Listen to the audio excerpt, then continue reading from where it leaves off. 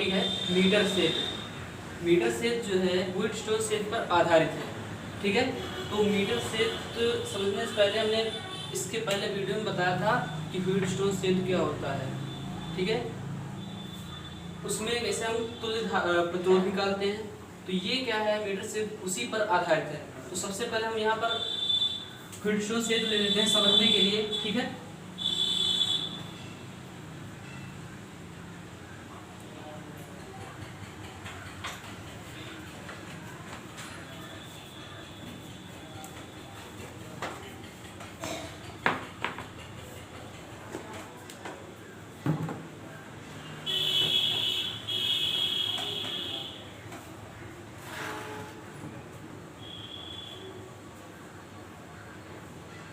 ये क्या है व्हीटस्टोन सेट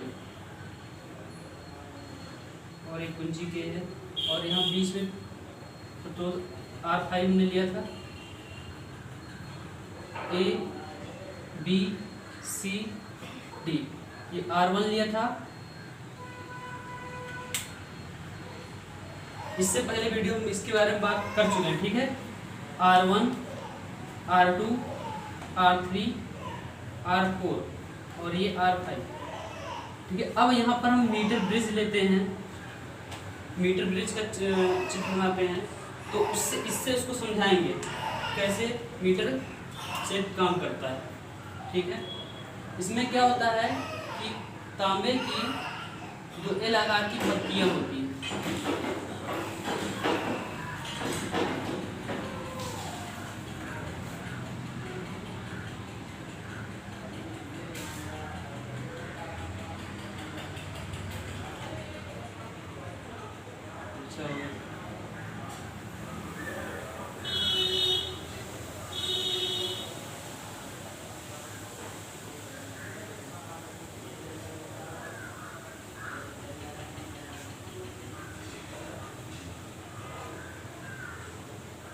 इसका मेन काम क्या होता है अज्ञात प्रतिरोध ज्ञात करना, और ये व्हीटस्टोन सेट के सिद्धांत पर कार्य करता है। यहाँ पर क्या होता है कि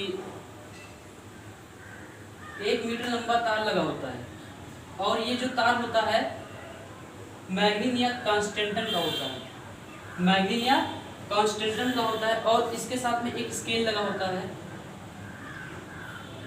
ये स्केल लगा इसके साथ, जिस पर 0 से 100 तक, 0 से 100 तक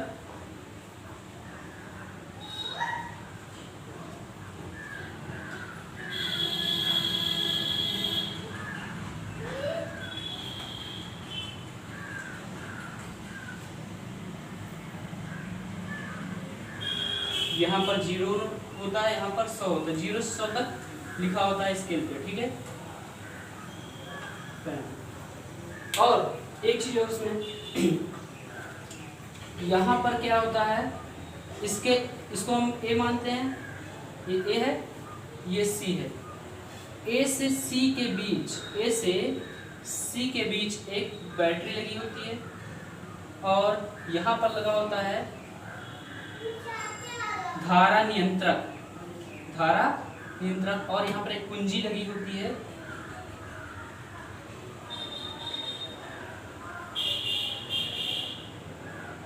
कुंजी के लगी, ठीक है। इसको धारा नियंत्रक बोलते हैं, धारा नियंत्रक, और ये यहाँ पर बैटरी लगी होती है, ठीक है।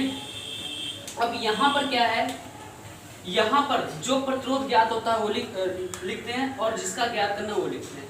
तो हम मान लेते हैं कि जो है ज्ञात प्रतिरोध है, क्या ज्ञात प्रतिरोध हमारा R1 है, क्या है ज्ञात प्रतिरोध हमारा R1 है, ठीक है।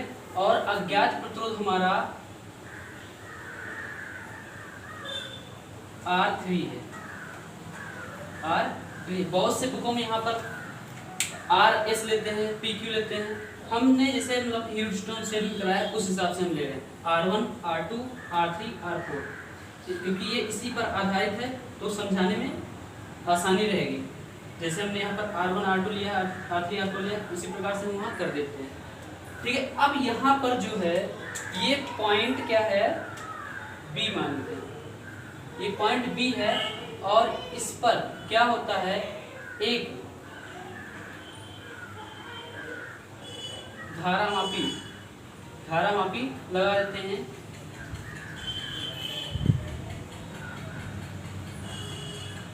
धारामापी लगा देते हैं और एक चीज और, इस धारामापी में जो तार निकला होता है उससे एक हम जॉकी जोड़ देते हैं।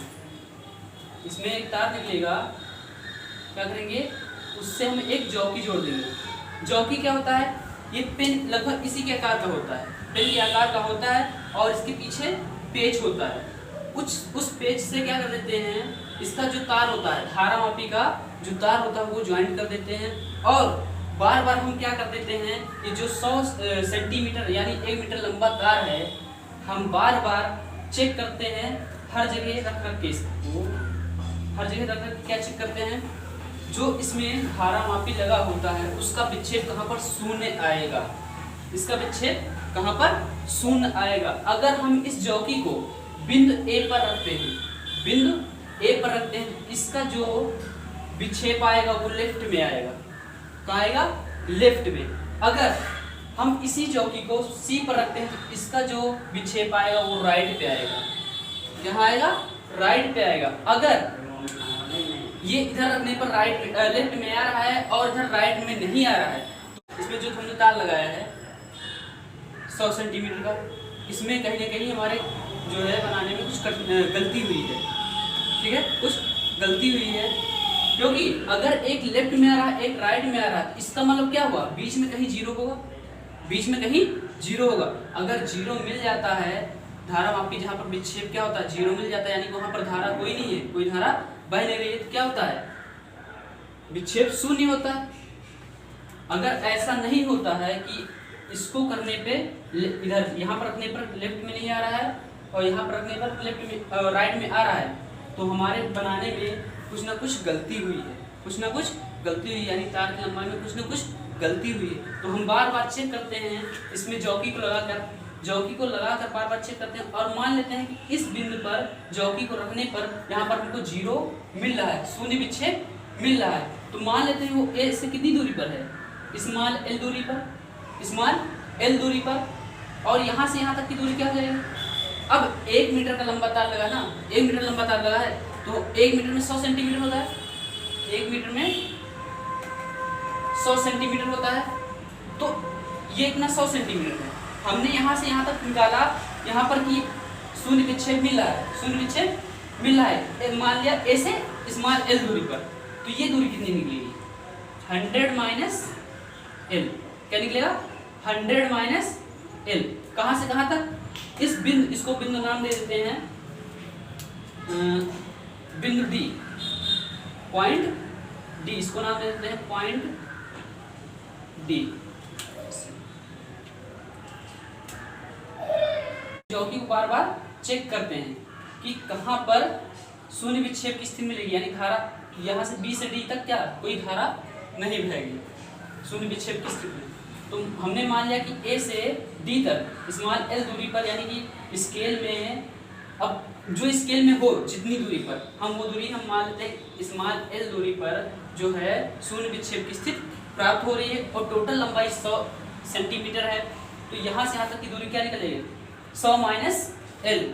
अब क्या है, इसको इससे कंपेयर करते हैं, मीटर सेल से कंपेयर करते हैं, मतलब कि वो डिस्टेंस सेल को मीटर सेल से कंपेयर करते हैं। ध्यान से देखना, ए से सी के बीच, ए से सी के बीच क्या है, बैटरी है, ए से सी के बीच बैटरी है, ठीक। ए से बी के बीच क्या है, ए से बी के बीच प्रतिरोध R1 है, R1 है।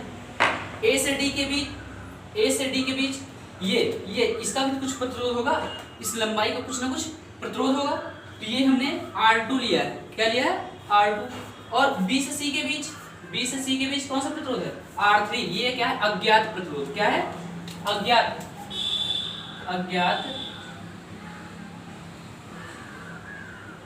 प्रतिरोध, इसको हमको ज्ञात करना है।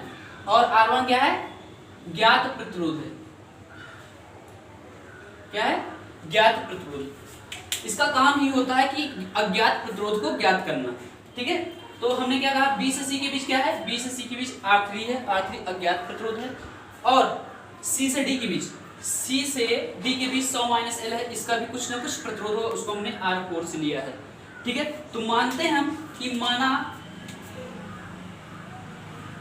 माना इसमें कुछ भाषा भी लिख देते हैं इस तरीके से, सिद्धांत पहले या व्हीटस्टोन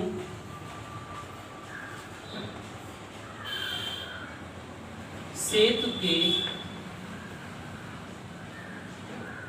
सिद्धांत पर कार्य करता है। इसका प्रयोग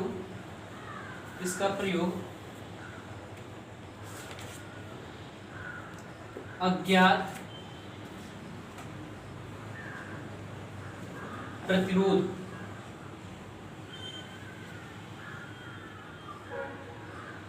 ज्ञात करने के लिए किया जाता। अब इसके बारे में कुछ लिखते हैं कि जो है इसमें मैग्नीन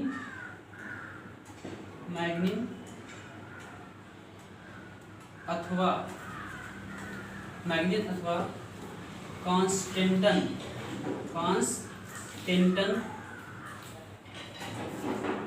का 1 मीटर लंबा तार होता है जो 2L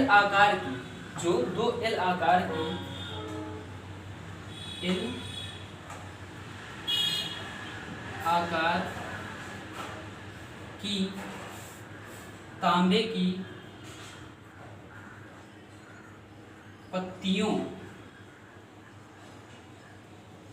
के बीच कसा होता है, और इसमें क्या एक विसर्पी कुंजी, इसे विसर्पी भी बोलते हैं, विसर्पी कुंजी भी बोलते हैं, और एक विसर्पी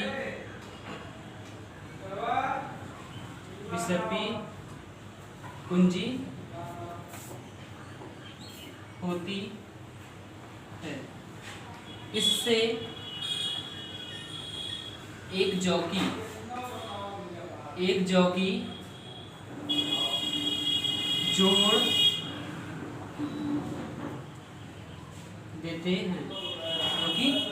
जोड़ देते हैं, और इस जॉकी को क्या किया जाता है, और इस जॉकी को तार AC पर खिसकाया जा सकता है, और जिस बिंदु पर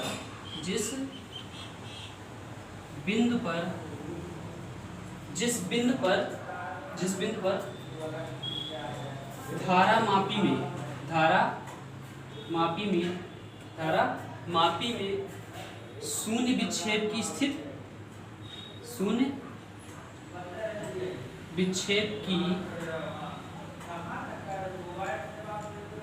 स्थिति प्राप्त होती है, वहां पर जॉकी को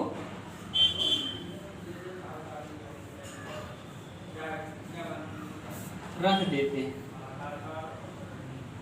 ठीक है, जॉकी को रख देते हैं। ये इतनी भाषा लिखनी है। ठीक है, इतना लिखो तो आगे बताते हैं कैसे इसका। आगे देखो,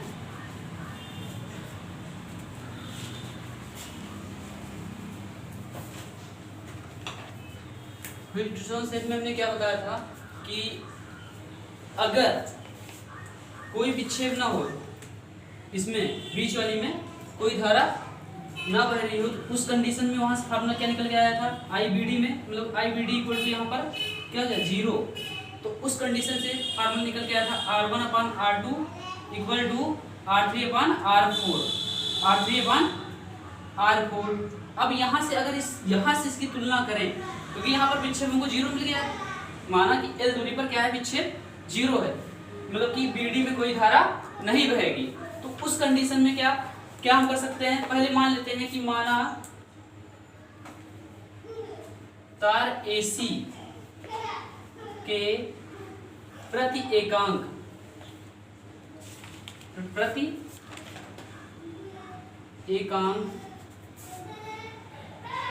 लंबाई का प्रतिरोध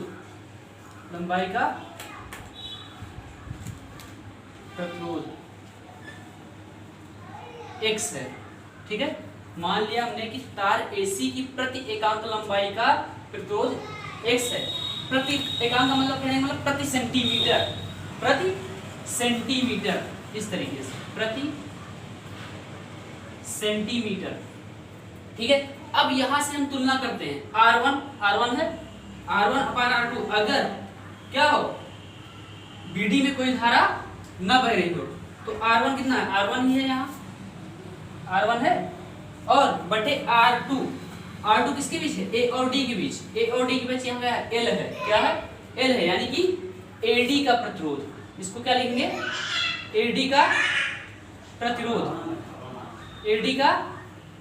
प्रतिरोध बराबर, अब देखो R3 है, R3 BC है, यहाँ BC के बीच में क्या है, R3 है, ज्ञात प्रतिरोध R3/, अब यहाँ पर देखो C से D के बीच R4 है, यहाँ C से D के बीच 100 - L है, यानी कि क्या हो जाएगा, CD का प्रतिरोध, किसका, CD का प्रतिरोध। अब यहां से हम पहले प्रतिरोध निकालते हैं, AD का प्रतिरोध मतलब क्या हो जाएगा, AD का प्रतिरोध, AD का प्रतिरोध कैसे निकलेगा, लंबाई यहां से A से D के बीच कितनी है, L है, क्या है, L, यानी L लंबाई का प्रतिरोध, L लंबाई का प्रतिरोध। अब वहां पर हमने क्या माना है कि तार के प्रति एकांक लंबाई का प्रतिरोध x माना है, तो L लंबाई का प्रतिरोध क्या निकल जाएगा, L × x,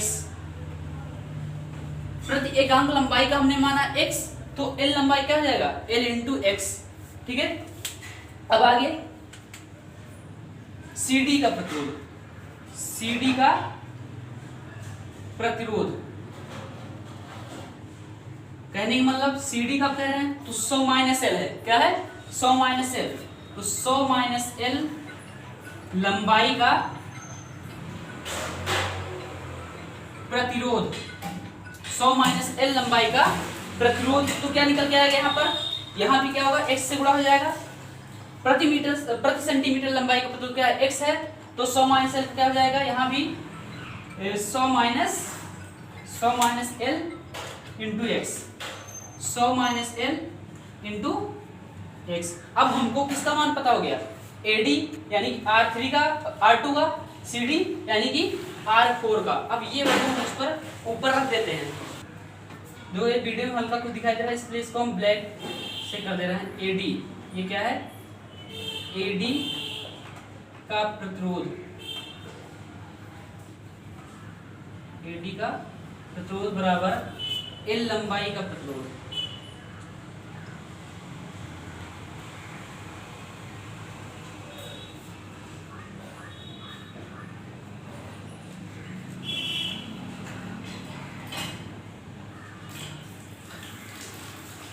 तो L लंबाई का LX हो जाएगा। ऐसे यहाँ पर निकालेंगे CD का प्रतिरोध बराबर 100 - L लंबाई का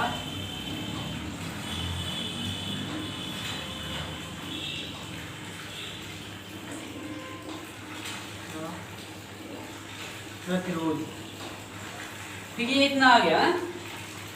ये हो गया एडी का प्रतिरोध, ये हो गया सीडी का प्रतिरोध। अब ये वैल्यू हम ऊपर रखते हैं तो क्या हो जाएगा, R1 अपान एडी का प्रतिरोध कितना है, LX आया है, और R3 अपान R4 कितना है, 100 minus L into x, 100 minus L into x.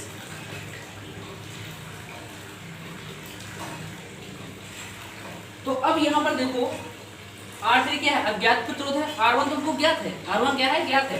तो यहाँ x से x कैंसिल होगा, x से x कैंसिल हुआ। अगर R3 की वैल्यू यहाँ से निकालें क्या निकलेगा, R3 इक्वल टू ये इधर आएगा 100 माइनस L अपान L, और गुणे में क्या जाएगा, R1, क्या हो जाएगा, R1। ये है व्हीटस्टोन सेट के लिए अज्ञात प्रतिरोध ज्ञात करने का फार्मूला। एक बार हम फिर से रिपीट कर देते हैं। अब रिपीट करते हैं तो क्या है कि यहाँ पर हमने दो तांबे की पत्तियां एल आकार की हैं लिया है, ठीक है। उसमें AC 1 मीटर लंबा तार है AC, ठीक है, जो तांबे के A व C बिंदुओं के बीच कसा है, ठीक है। इसमें R1 हमने एक ज्ञात प्रतिरोध लिया और R3 अज्ञात प्रतिरोध जिसे हमें ज्ञात करना है, और बिंदु से B से क्या किया, एक धारामापी जोड़ दिया, और इस धारामापी के तार से क्या किया, हमने एक जॉकी जोड़ दिया।